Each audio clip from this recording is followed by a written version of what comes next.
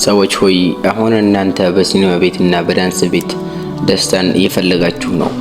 ግን የደስታ መገኛውን መንገድ አላገኛችሁትም፣ አላወቃችሁትምም። ደስታን በአእምሯችሁ ሳይሆን የምታስቡት በስሜታችሁ ነው። አንተ ከዚህ ሲኒማ ቤት ያለኸው የሚቆጠር ገንዘብ ይኖርሃል። ሚሊዮን ስታተርፍ ለምንድን ነው የምትደሰተው? የምትነግደው በሺና በሚሊዮን ለማትረፍ ስለሆነ ነው አይደል? ስለዚህ የምትፈልገውን የከጀልከውን ስላተረፍክ ትደሰታለህ። ግን በምትኩ ያሰብከውንና የምትፈልገውን ትርፍ ካላገኘህ ትናደዳለህ፣ ትበሳጫለህ፣ ትሰቃያለህ፣ ብሎም ታብዳለህ። በአንጻሩ ግን አንድ 10 ብር ያለው ደሃ ወንድምህ አንተ የምታስበውን በሺ የሚቆጠር ትርፍ ባያገኝ እንዳንተ አይሰቃየም። ያውም በሺ ስለሚቆጠር ገንዘብ አስበው አያውቅም ይሆናል። ስለዚህ በዚች ባለችው 10 ብር ካንተ የበለጠ ሀብታምና ደስተኛ ይሆናል። በርካታ ፎቆችና ፋብሪካ ያለው ባለሀብት ሌላ ፎቅ ሳልሰራ ሌላ ፋብሪካ ሳልተክል እያለ ሲጨነቅ ሲጠበብ ያድራል። በጨረታ ተፎካክሮ ሳያሸንፍ ከቀረማ ማበዱ ነው።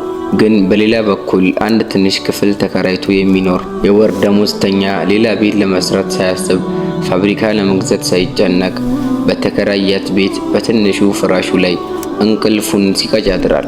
አንተ ግን ከተመቻቸ ማዝቦልደ አልጋ ላይ ተኝተህ በጭንቀት ስትሰቃይ ስትገላበጥ እንቅልፍ አጥተህ ታድራለህ። ይህን ስላችሁ ለልማት ለስራ አትሰቡ፣ ገንዘብን ጥሉ፣ ስነፉ ማለት አይደለም።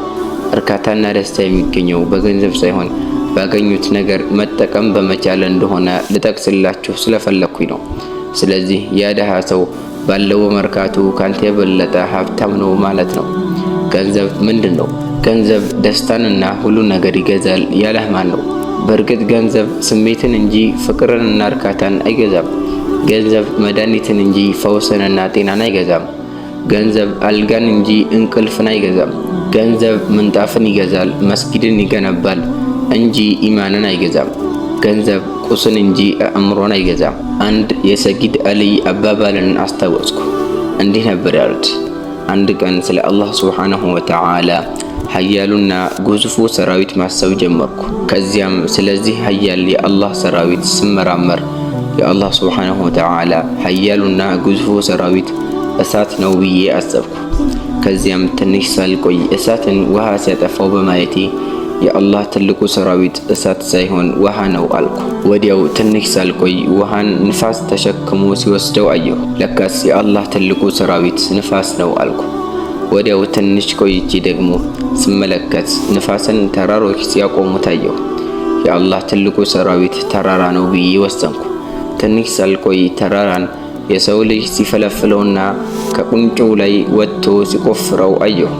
ለካስ ትልቁ የአላህ ሱብሓነሁ ወተዓላ ሰራዊት የሰው ልጅ ነው ብዬ ተገረምኩ። ወዲያው ትንሽ ሳልቆይ የሰው ልጅ እንቅልፍ ሲወስደው ተመለከትኩ። የአላህ ትልቁ ሰራዊት ይህን ሁሉ ተፈጥሮ የሚቋቋመውን የሰው ልጅን ከፍላጎቱ የሚያግደው እንቅልፍ ነው የአላህ ትልቁ ሰራዊት ስል አስቤ ደመደምኩ። ከዚያ ትንሽ ቆይቼ ሳይ ሐሳብ እንቅልፍን ሲያባርረው አየሁ። ያን ጊዜ አቤት የአላህ ስራ አልኩ። ለካ የአላህ ትልቁ ሰራዊት ሐሳብ መሆኑ ነው። ከዚያማ የሐሳብን መፍለቂያና መኖሪያ ስፍራ ፈለኩ። እሱም ልብ ሆኖ አገኘሁት። ልብ ደግሞ ካለ ኢማንና ዚክር የማትረጋጋና የማትረካ ሆኖ አገኘኋት ብለዋል። ስለዚህ ሰዎች ሆይ አላህ ሱብሓነሁ ወተዓላ ልብን ፈጥሮላችኋል። እስኪ ተመልከቱት። አንድ ፋሲቅ ወይም ጋጠ ወጥ ሰው መጥቶ 200 ደናሽና አሸብሻቢ ከቡና ቤት ሴት ጋር የስሜት ዳቦ ከገመጠ በኋላ ሌላ አዲስ ዘፋኝ ወይም አሸብሻቢ የቡና ቤት ሴት መጣች ሲባል እና ሳያገኛት ቢቀር ሌትና ቀን እሷን በማሰብ ብሎም ስራውን ትቶ እሷን ሲያስብ ያድራል ይውላል። እሷን ለማግኘት ቀን ሌት ይባዝናል። ብሎም ስራውን ትቶ እሷን በመፈለግ ይንከራተታል። እሷን ካገኘም እንዲሁ ሌላይቱን ይመኛል።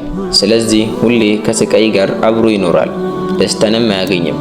በአንጻሩ ደግሞ በህይወቱ ውስጥ ከአንዲት ሴት ወይም ሚስቱ የማያውቀው ንጹህ የአላህ ባሪያ ይህችን አሸብሻቢ ቢያያት እንኳን ስለ እሷ ሳያስብ ሳይጨነቅ ይኖራል።